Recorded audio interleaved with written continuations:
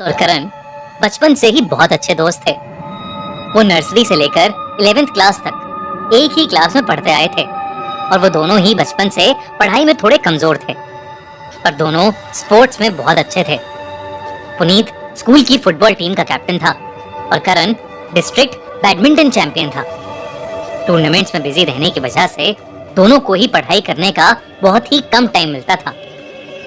पूरा साल कैसे निकल गया उन्हें पता ही नहीं चला और अब उनके फाइनल एग्जाम्स शुरू होने में सिर्फ 10 दिन बचे थे। उन दोनों का उन एग्जाम्स में पास होना बहुत जरूरी था, क्योंकि अगर वो फेल होते तो उनके पेरेंट्स उनके सारे स्पोर्ट्स छुड़वा देते। पुनीत और करण पढ़ने की कोशिश भी कर रहे थे, लेकिन पढ़ाई में उनका मन ही नहीं लग रहा था। एग्जाम में फेल होने का डर उन्हें सताए जा रहा था। ऐसे ही करते करते 9 दिन और बीत गए और अब भी दोनों के बहुत ही बुरे हाल थे। अगली सुबह एग्जाम था और ना तो पुनीत और ना ही करण को कुछ भी आता था। तभी पुनीत के दिमाग में एक आइडिया आया। उसने करण से कहा कि उस आइडिया में बहुत रिस्क है, लेकिन अब बस वही तरकीब थी जो उन्हें कल के पेपर में पास करा सकती थी। उनके स्कूल प्रिंसिपल का बेटा योगेश पुनीत का बहुत अच्छा दोस्त था। उसने योगेश को रात को फोन करके उससे उसकी मम्मी की ऑफिस की चाबी मांगी।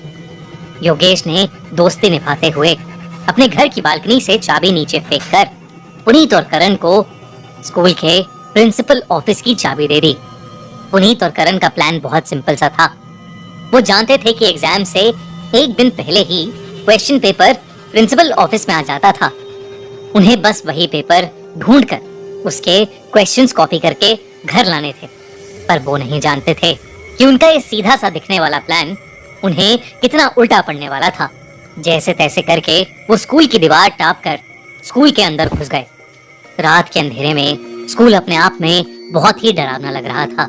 वहाँ स्कूल गार्ड के अलावा और कोई भी नहीं था। वो स्कूल गार्ड से छुपते हुए प्रिंसिपल ऑफिस तक पहुंचे और पुनीत चाबी से लॉक को खोलने लगा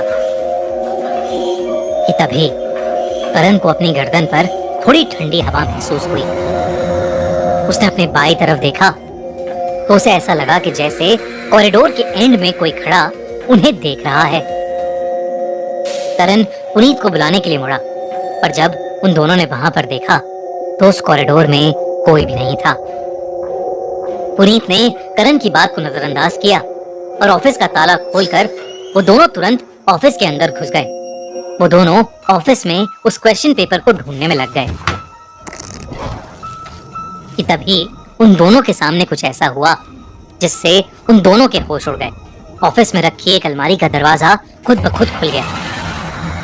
पुनीत और करण ने घबराते हुए एक दूसरे को देखा, लेकिन तभी करण का ध्यान अलमारी में रखे एक पेपर पर गया। वो पेपर करण ने उसे उठाकर देखा तो वो कल सुबह होने वाले एग्जाम का ही क्वेश्चन पेपर था। पेपर को देखने की एक्साइटमेंट में करण और पुनीत दोनों ही भूल गए कि अभी क्या हुआ था और वो उस पेपर के क्वेश्चंस कॉपी करने लग गए। तभी अचानक से प्रिंसिपल के दरवाजे पर किसी ने नॉक किया। दरवाजे पर नॉक सुनकर पुनीत और करण का दिल उनके मुंह में आ गया।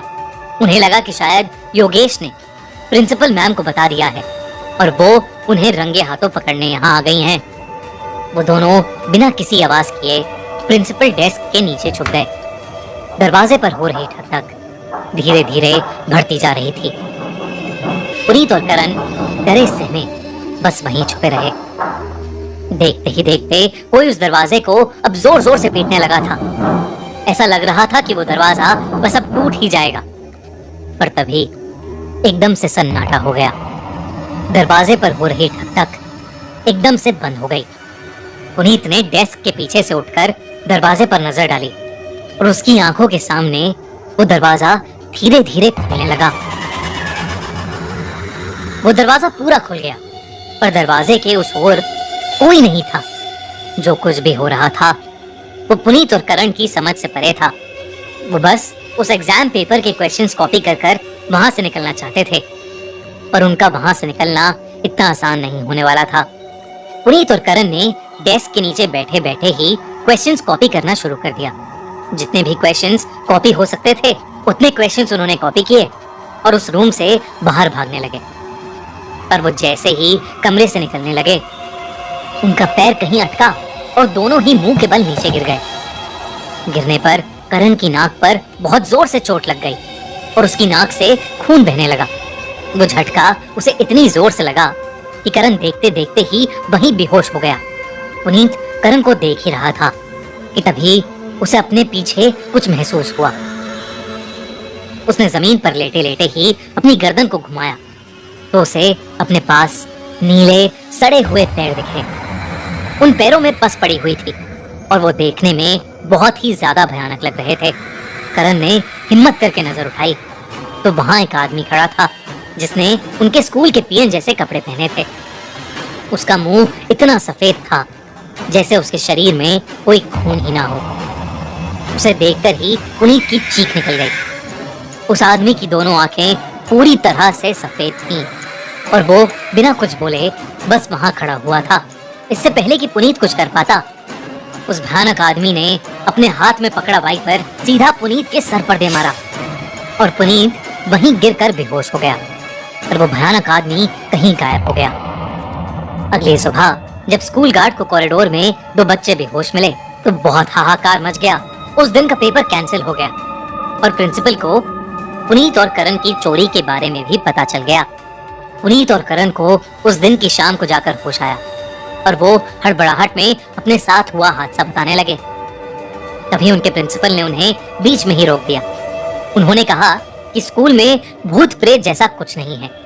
उनकी बात को काटकर प्रिंसिपल ने उनसे कहा कि उन्होंने जो किया है उसके लिए उन्हें सजा मिलेगी। पुनीत और करण को 11th क्लास रिपीट करने को कहा गया, पर पुनीत और करण उस रात को भूल नहीं पाते। उन्होंने सब लोगों को अपने साथ हुआ हादसा कई बार बताया, लेकिन सब सिर्फ उनका मजाक उड़ाते रहे। फिर एक दिन एक पुराने स्कूल के गार्ड ने उन्हें बताया कि करीब 20 साल पहले एक स्कूल पीएन की क्लासरूम में सफाई करते हुए मौत हो गई थी। उस गार्ड ने यह भी बताया कि अब उस क्लासरूम की जगह पर प्रिंसिपल का ऑफिस बन गया है, पर उस पीएन की मौत के बाद उस पीएन को कभी देखा नहीं गया और ना ही कोई भूतिया किस्सा उस गार्ड को कभी सुनने में आया। लेकिन उस गार्ड की बात को सुनकर पुनीत और करण की हालत खराब हो गई। वो इतना डर गए कि उन्होंने अपने पेरेंट्स से बहुत जिद करके